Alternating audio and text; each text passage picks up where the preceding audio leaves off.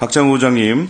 네. 예, 본 의원이 어제도 질의했었지만, 우리 사장님, 후보자께서 지원시 제출한 경영계획서, 이제 특히 중요한 수신료 징수 체계 안정화 관련돼서 구체적으로 분리고지 이후 수신료 미납 대책을 마련하고, 또한 수신료 제도를 보완할 수 있는 방안을 마련하겠다라고 해법으로 제시하셨어요. 네.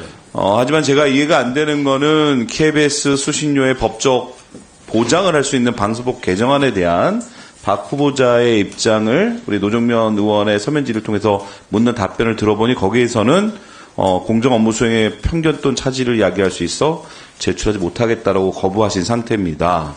또한 어제 우리 청문회에서의 저와 많은 의원들 질의에 있어서도 관련된 법적 보장 수신료에 KBS가 주도적으로 나서서 법제화하기는 어렵다고 답변했는데, 그래도 우리 KBS의 가장 큰 위기를 맞이하는 우리 상황에서 취임할 예정으로 인사검증을 받고 있는 후보자께서는 수신료 관련된 법적 보장에 대한 입장을 내야 된다고 생각합니다. 이는 KBS 구성원과 시청자 그리고 이런 것이 보다도 윤석열 대통령과 용사의 지침이 더 중요하다고 생각하는 게 아닌가라는 의구심을 지울 수가 없습니다. 그래서 근데 또 하나 보니까 우리 사장 면접 시 우리 후보자께서 말씀 주신 내용을 보니까 이렇게 말씀하셨어요.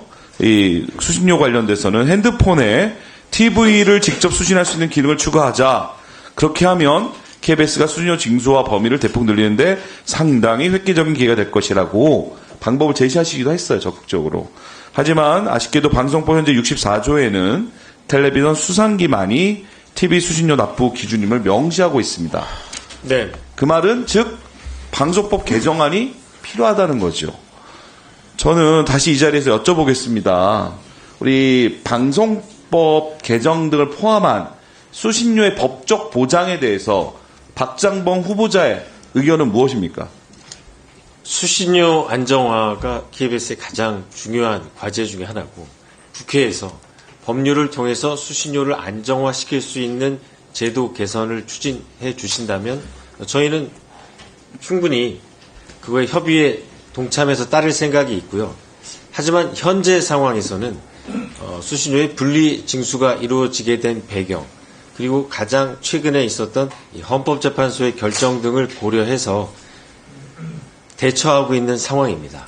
예, 어제도 제가 본 의원이 똑같이 지적했습니다. 현재 박민희 사장도 작년만 해도 법적 보장이 필요하다고 얘기했다가 올해 똑같은 법률이 20대 국회에 발의했음에 불구하고 그 의견을 물었을 때 같은 대답을 하셨어요. 그 결과가 무엇입니까? KBS 구성원에 대한 신뢰를 떨어뜨렸고 결국 어찌된 이유인지 모르겠어 제2명도 탈락한 거 아니겠습니까? 아니, 수신료의 법적 보장 없이 어떻게 수신료 안정적 확보가 가능합니까? 박민 사장님이 했던 구조 조정도 단기적인 효과일 뿐이고, 그리고 법적으로 보장되지 않은 상태 분리징수의 또 다른 비용을 이중 비용을 낭비하는 이러한 구조는 제가 보기에는 분리징수를 원했던 그 선택이 잘못됐고, 그 부분에 대해서 KBS 구성원이고 그 대표자인 후보자께서 명확한 방침을 가지고 KBS 구성원들 대신해서 대통령과 여당과 야당을 설득하셔야지 국회 잘 논의해 주시면 이거는 책임을 방기한 행위로밖에 보지 않습니다.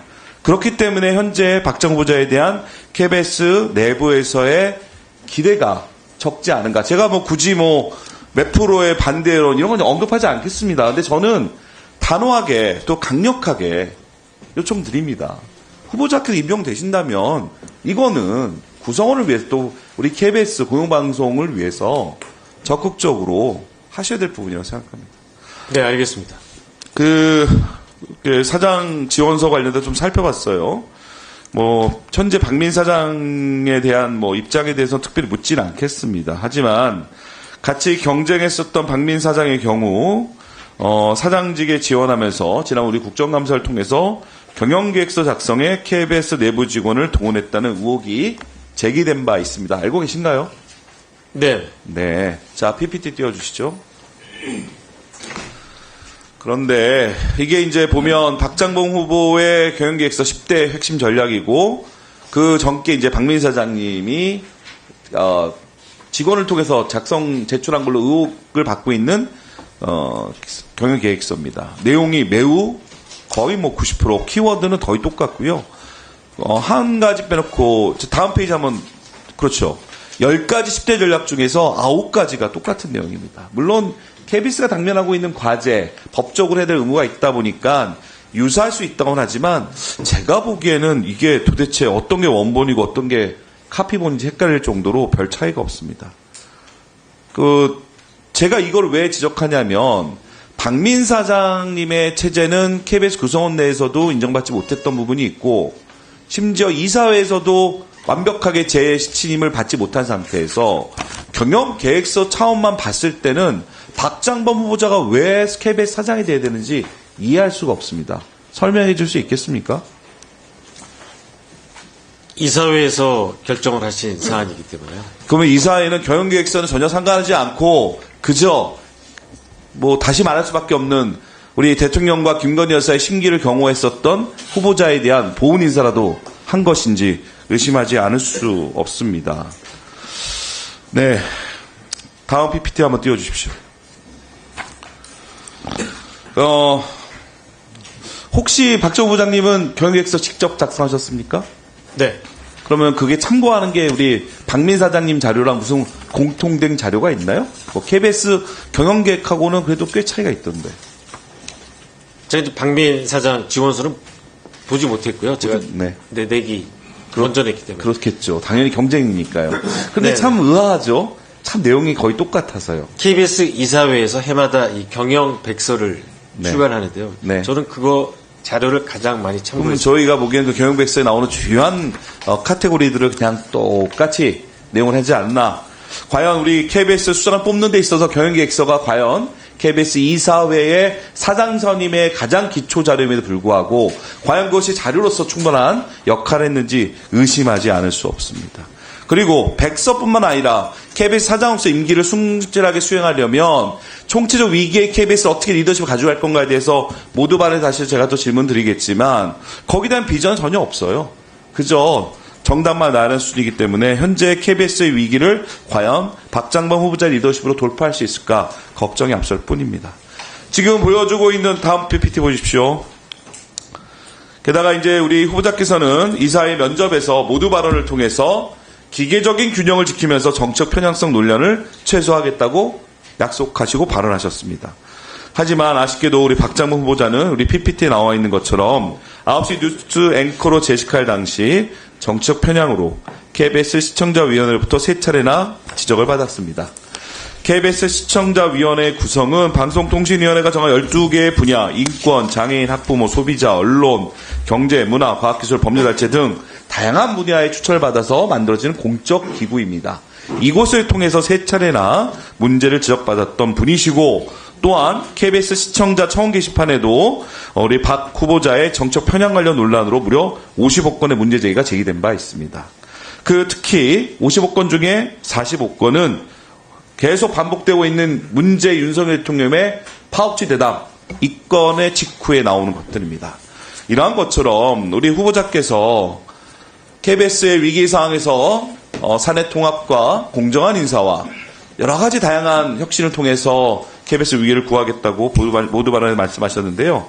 제가 계속 앞으로도 좀 우리 이거 글을 읽으면서 우리 후보자께 다시 한번 이 인사청문을 통해 확인하고 싶은 게 하나 있습니다. 내용 본인 쓰셨을 때 잘 아실 거예요. 그 보도의 공정성, 정확성을 주기 위해서 제작 자율성을 최대한 보장하되 동시에 데스크 기능도 강화하겠다. 공정성과 정확성, 중립성을 훼손할 경우에는 엄격히 문책하겠다고 하셨어요. 그 방식으로 팩트체크 시스템을 강화하겠다고 하셨습니다. 이 구체적인 내용은 무엇입니까? 이것이 마치 권력에게 비판적이고 국민의 방송으로서 국민의 신뢰를 올리려고 하는 현재 기자들의 입을 막으려고 하는 의도가 아닌가 의심이 되는데 어떤 의도로 이렇게 쓰셨는지 설명을 좀 자세하고 구체적으로 정치적 중립성 편향 논란이 있었기 때문에 그 후보자가 갖고 있는 편향 논란을 감안하시고 이 자리에서 정확하게 설명하고 약속해 주실 필요가 있다고 생각합니다. 말씀하십시오. 네. 먼저 실무자들을 옥죄기 위해서 제가 그런 표현을 쓴 거는 절대 아닙니다. 옥죄일 수 있는 구조도 아니고요. 여기서 말씀드린 거는 실무자라고 하면은 평기자, 평PD. 하지만 책임자는 또 이제 팀장과 부장, 데스킹 권한을 갖고 있는 사람들인데요. 그 둘이 같이 커뮤니케이션을 잘 해야 좋은 기사와 좋은 프로그램이 나옵니다. 우선적으로는 그 소통을 잘 하자라는 취지에서 말씀을 드린 거고, 게이트키핑 과정이 왜 중요하냐면은 기본적으로는 사실관계를 잘 확인해서 오보를 막는 일이 KBS 전체 프로그램의 신뢰도를 지킬 수 있는 길이기 때문입니다. 문책이라는 표현을 쓴 거는 방송이 나간 후에 의도하지 않았던 의도해서 오보를 하는 경우는 없습니다만, 예기치 않게 오보라는 거는 발생할 수밖에 없는 상황도 생깁니다. 그럴 경우에 철저하게 경위를 파악해서 최대한 사실 확인 노력을 했는지, 그리고 그 과정에서 실무자와 책임자가 소통을 잘하고 저기요, 커뮤니케이션을 잘 너무 했는지, 깁니다. 박민규 의원. 그런 아니, 이 역- 문제 매우 중요해서 들어주는데요.